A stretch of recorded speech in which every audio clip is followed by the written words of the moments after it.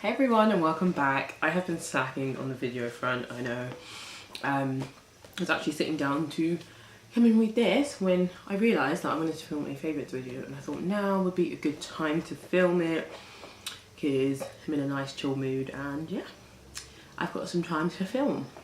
So today I wanted to film a favourites video. My battery is flashing at me. Luckily I've got another battery with me, so if the angle changes, that's going to be why. I actually today have 9 favourites, and somehow I've managed to make it so it's 3 books, 3 skincare products and 3 TV shows. Yeah, just by pure accident. So because this is a bookish channel, I'm going to start with the books, and I just really want to talk about like 3 books that I've read recently that I've just really enjoyed. The first is Fire on All Sides by James Rhodes, and I spoke about this in my April wrap up. I just really enjoyed it because it was a book that I read that really made me feel something, brought me really close to tears. There were several books that month that brought me close to tears, but for me I feel like it's been a really long time since a book has done that, and I just really enjoyed it. I loved the honesty, the rawness of the book. If you didn't watch my April video, Fire on All Sides is written by James Rhodes, and he is a musician, he's a pianist, and he has written a previous book called Instrumental where he talks about the sexual abuse he faced while he was at secondary school, I believe, or primary school, and in this book it's basically him sort of recounting his life, but as he goes on tour, and sort of how, I think he's probably in his 40s now, as a man in his 40s, how he's dealing with all the mental health issues that he has, and you know, the very severe mental health issues, and just sort of how he copes. I liked it because for me there was a lot that I related to in terms of his coping strategy, things that he's done in the past, things, the way he sort of thought about himself. I really engaged a lot with that, so I really enjoyed it. I thought it was really raw, open and honest, and yeah, it just hit me in a very emotional spot. And I sometimes, like, I read and, you know, things don't hit you in that emotional chord, and you read something like that and you're like, this is why I continue reading, so that I can find things like this that just really get to my heart. So that was the first book, and the second book was this, which is Homer's Iliad and Odyssey. This is a retelling by Gillian, which is just, I think, probably what you would say is a middle grade book. What I love about it is this is so nice. But so I was halfway through talking and my boyfriend came and interrupted me, so you will notice there are some clothes that have gone now. I can't remember what I say now. It has these sort of illustrations in it, and it's just a basic retelling of the story, and I really enjoyed it. I wanted to read something that was a simplified version because I didn't want to get completely bogged down with the language in the actual translated version. So I wanted to get a general gist of the overall stories, or poems, whatever, and then when I actually read the proper thing, I would actually understand what was going on, like, overall. And I just really liked this. It was a really good way of telling it. I found it easy to get through. I mean, I'd probably be a bit dim if I didn't. I can imagine being a child and finding this also really easy to get through. And yeah, my camera died while I was talking about the end of this, so I don't even know what I said, but really enjoyed this. Definitely one that I would revisit all the time, just because it tells so much of the story. Obviously it tells the entirety of the story, but it tells so much more than I know, which is really good to see. So I think this will be a good baseline for my understanding for when I go to read the real deal. The final book I'm going to speak about is this book, which is called Money. It's probably very bright, so you can't see it properly, but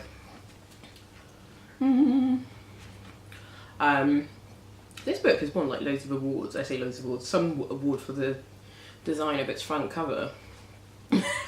I really cannot help but think why, because all it looks like is the design of a Monzo card, and I know the author is a huge fan of Monzo, so I was just like, it's just a gradient. Anyway, forget that, because this book is packed full of so many bloody gems. So obviously it's like this, but you do read it.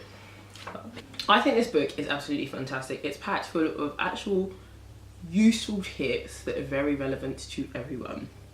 Because the top discussion is money, it's talking about money and well-being, mortgages, savings, investment, renting, all these sorts of things that you can be at any age and you would need to know. And if you're absolutely clueless like me, it's a very good starting point. If you're someone who knows a lot about money and things like that, this will not be for you. And also this is very, very UK centric. Like anywhere else, I don't know what the situation would be there. So but this is very much focused on the UK, specifically England, but if you're in Scotland and Ireland, I would say, in Wales, yes, you could definitely use some of these tips because a lot of it is quite similar, but obviously things work in different ways in terms of tax, etc. But it will talk about tax, it will talk about rent, it talks about when you're going to buy something buy a house.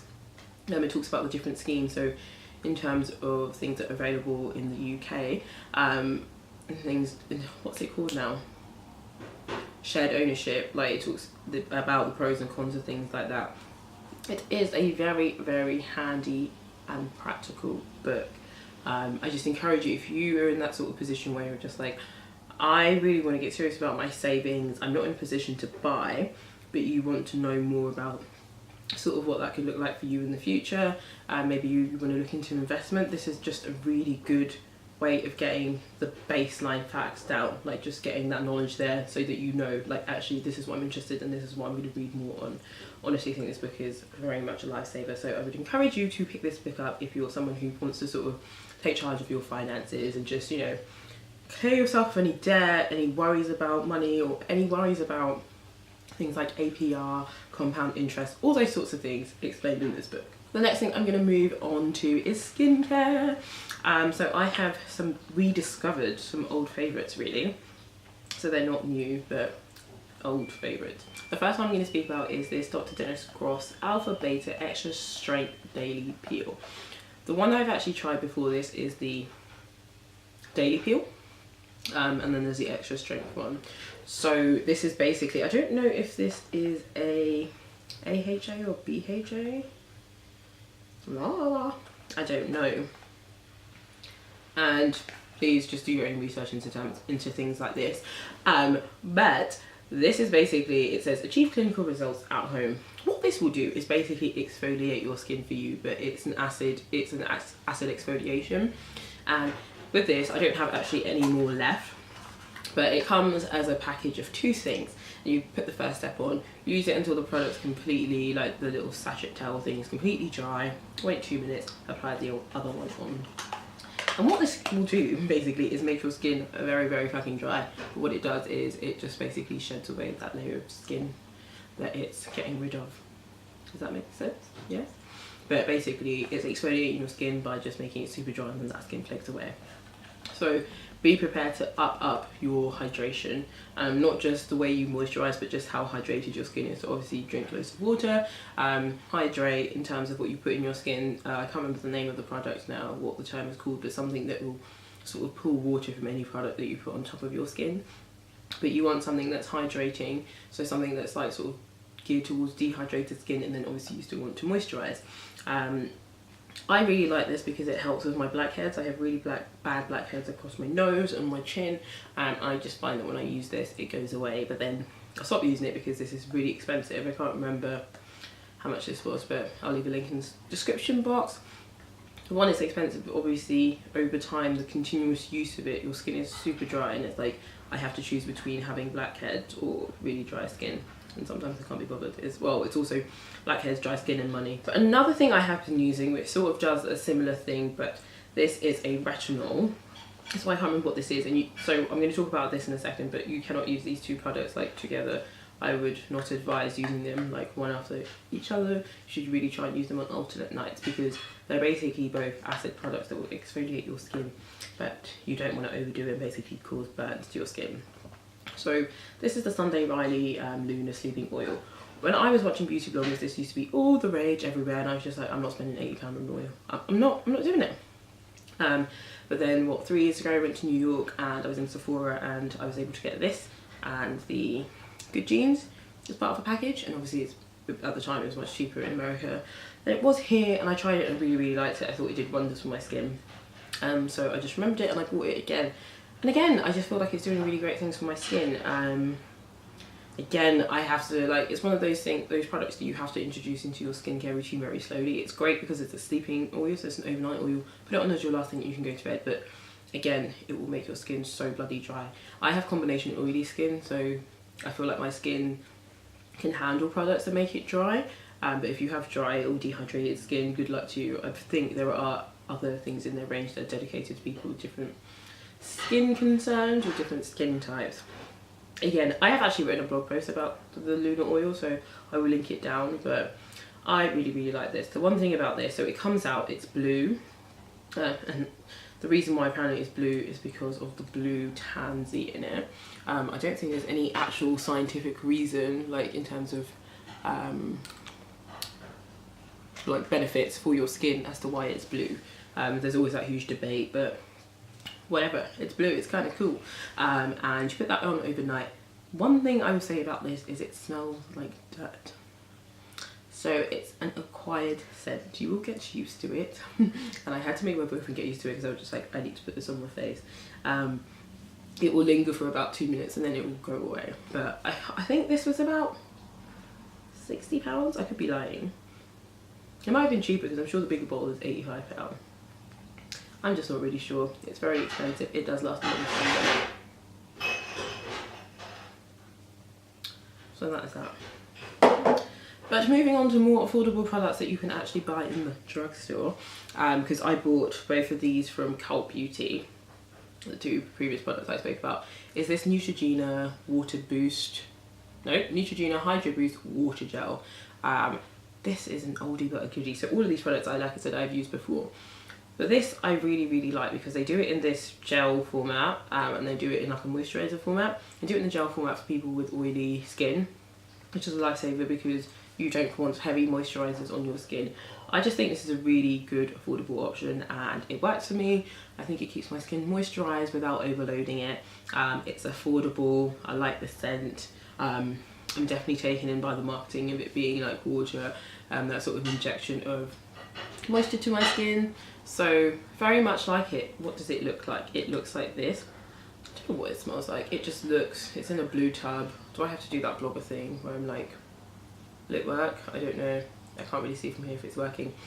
It's just a regular cream. It looks like it's blue because of the packaging, but I promise you it just be white. Again, you can't even see that. Camera focus, love me. You can see that a little bit better. So yeah, it just be that. It smells really lovely. So that's my skincare chat done. The next 3 things I'm going to talk about are all TV shows that you can watch on Netflix, at least UK Netflix. Don't know about the rest of the world, but if you're in America, you probably can. The first show I'm going to start with is a series Unfortunate Events. I never read the books as a kid, so I was completely like, what the hell? What on earth is happening in this book? So many twists and turns. So if you don't know anything about the series of Unfortunate Events, the Netflix adaptation, because as I understand there's a lot of adaptations of this, it has Neil Patrick, is that him?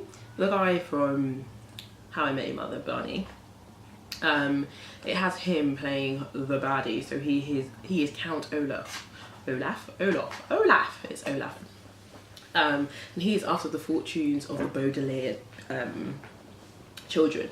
And at first you think it's just very much fixated on them, and then you soon learn that they are basically part of a huge mystery.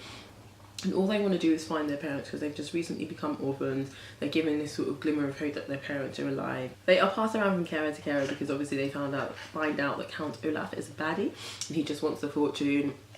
And so they're passed around to other people that their parents would have considered good people to look after them in the event that they passed away. There are loads of red herrings along the way in this book. So in this book or the TV show, you think you're seeing 2 people who are their parents, but you're not really quite sure. And then, I don't know, as the mystery unravels itself, you're just like, where are their parents? It's so hard for me to explain it without basically ruining the show. But it's a lot of mysteries, and I think for me, I just found it really engaging because I couldn't guess where it was going to go. I'm not good at guessing plot lines anyway, but this one had so many twists and turns that whatever you thought it was definitely not going to be that. But yeah, it's just basically about one evil man trying to get his hands on the fortunes of these 3 kids. It's Violet, Sunny, and I can't remember what the boy's name is now. Duncan? His name's not Duncan. Wow, Klaus. Sorry, his name is Klaus. Violet, Klaus and Sunny, and Sunny is the cutest baby ever. She begins the series like, I think it's an 8-month-old baby, and maybe it ends as like a 2-year-old or something, or a 3-year-old. I don't know, she can walk by the end of it.